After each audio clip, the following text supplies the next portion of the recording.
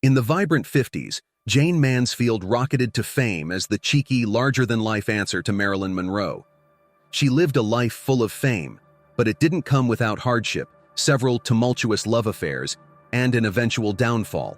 Join us today as we dive into the highs and lows of Jayne's life, ultimately leading to her tragic death in a car crash. But before we do, don't forget to hit that subscribe button. In 1933, Vera Jane Palmer, later known as Jayne Mansfield, was born in Bryn Mawr, Pennsylvania. From a young age, she yearned for stardom, adorning her walls with pictures of film stars and envisioning herself among them. Yet, tragedy struck when her father, Herbert William Palmer, passed away unexpectedly due to a heart attack in 1936, leaving an irreplaceable void in Jayne's life. According to Raymond Straight, the author behind The Tragic Secret Life of Jayne Mansfield, this loss led her to seek a fatherly figure in men, an unfulfilled quest that lingered throughout her life. At a mere 16 years old, still attending high school, Vera Jane Palmer secretly married 20-year-old Paul Mansfield. She kept this union hidden, living with her mother and stepfather while continuing her education. However, the revelation of her pregnancy uncovered the hidden marriage. According to Jayne's recollection of biographer May Mann, her mother's initial reaction was harsh, expressing disappointment and offering no support. Eventually, though reluctantly, her mother provided a wedding dress and a makeshift ceremony ensued. Despite this, Jayne carried the memory of her mother's warning never to expect help later in her life. On November 9, 1950, Jayne and Paul Mansfield became parents to Jane Marie. However, embracing motherhood didn't quench Jayne's fervent ambition and drive for success. After graduating from high school, Jayne and Paul Mansfield ventured into Southern Methodist University in Dallas, braving financial challenges typical of young couples. Amidst the balancing act of parenthood, studies, and employment, they strived to carve out a life for themselves and their infant daughter. During a stretch when Paul was away for ROTC summer camp, Jayne entrusted their daughter's care to her parents and ventured to California. There, she pursued her passion for drama at the University of California, Los Angeles. Upon the summer session's end, the Mansfields briefly returned to Texas, but the outbreak of the Korean War led to Paul's activation in the Army Reserve, prompting a relocation to Camp Gordon near Atlanta, Georgia. Jayne's penchant for sunbathing and outdoor workouts stirred quite a commotion among the soldiers and their spouses, sparking jealousy in her husband. In a bid to support Jayne's dreams, Paul Mansfield struck a deal. All she had to do was endure his 2-year tour of duty, and they'd head to Hollywood to pursue her ambitions. Initially enthusiastic about Jayne's aspirations, Paul agreed to move their small family to Los Angeles. She strutted into Hollywood at a mere 21, already carrying the titles of both wife and mother. And as Jayne pursued her career ardently, Paul found himself repeatedly sidelined in his wife's life, growing increasingly resentful of her pursuit of stardom. 4 months after arriving in California, Paul and Jayne separated. None of that stopped Jayne, though. This woman was savvy about grabbing the spotlight. She teamed up with Jim Byron, a former club promoter, who helped shape her public image.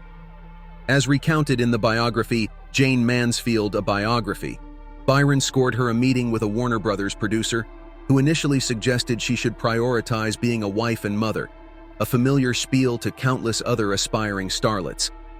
After a tour of the studio lot, promising to call if something arose, the studio soon summoned her for a screen test.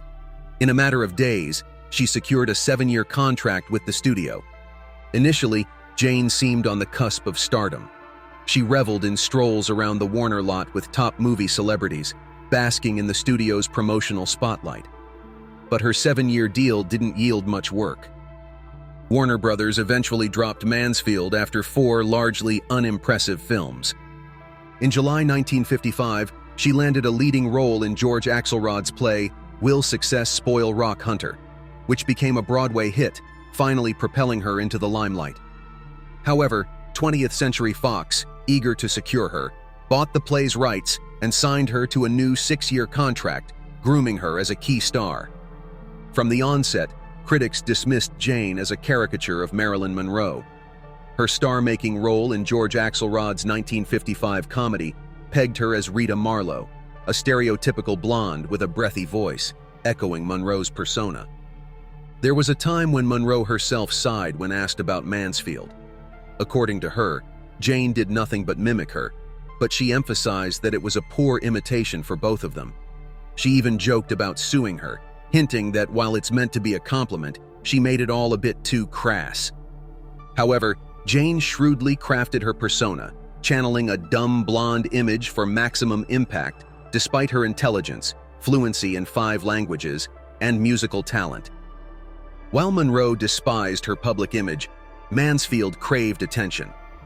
When Monroe faced a suspension from 20th Century Fox, the studio eagerly picked up Mansfield, who embraced the persona that Monroe shunned.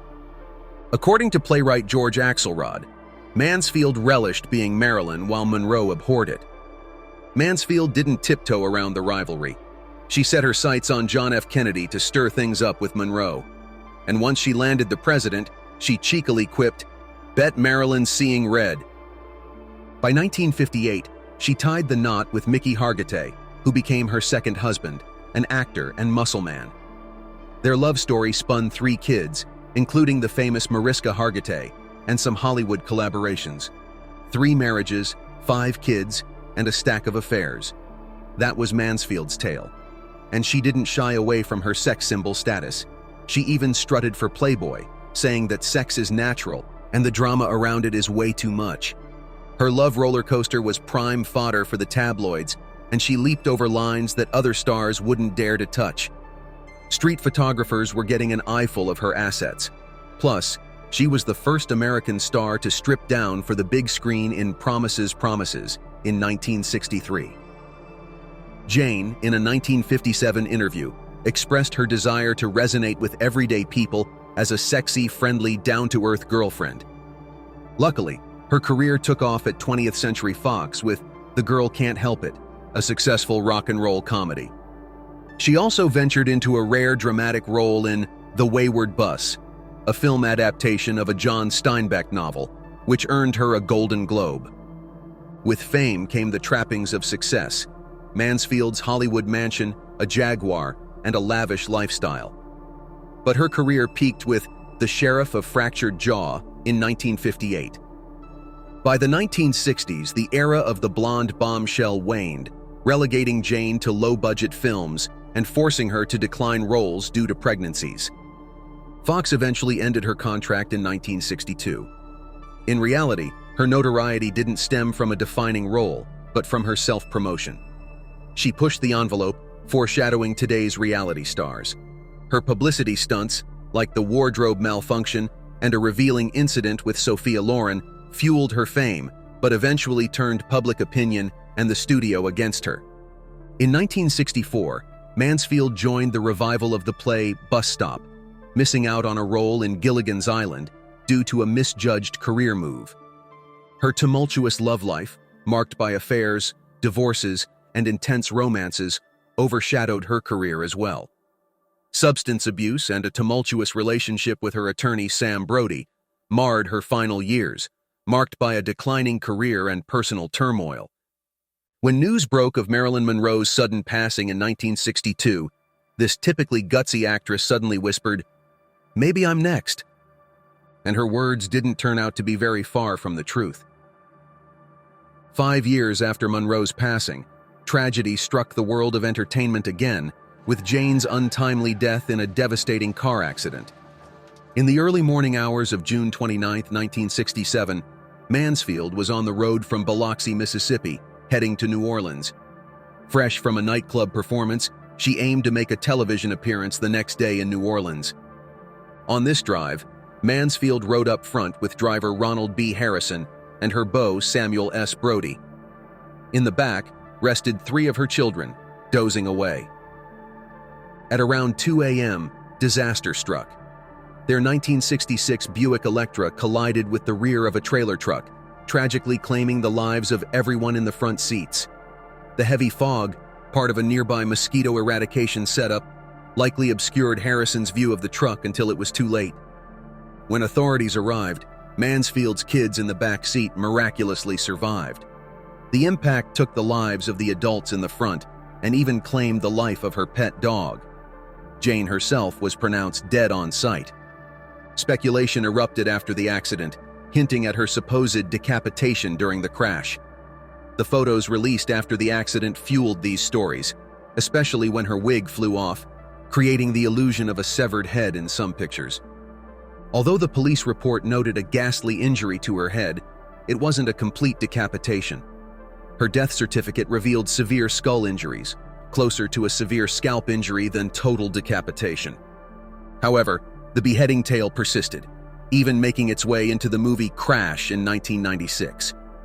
Following the horrific accident, rumors surfaced, suggesting Jayne's connection to Anton LaVey, founder of the Church of Satan, and his curse upon her boyfriend Brody.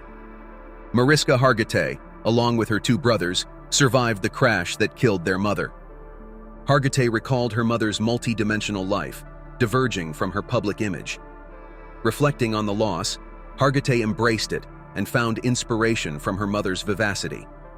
Plus, Jayne's death led to a significant change in federal law, wherein it was made mandatory for semi-truck trailers to include a low bar, which came to be known as a Mansfield bar.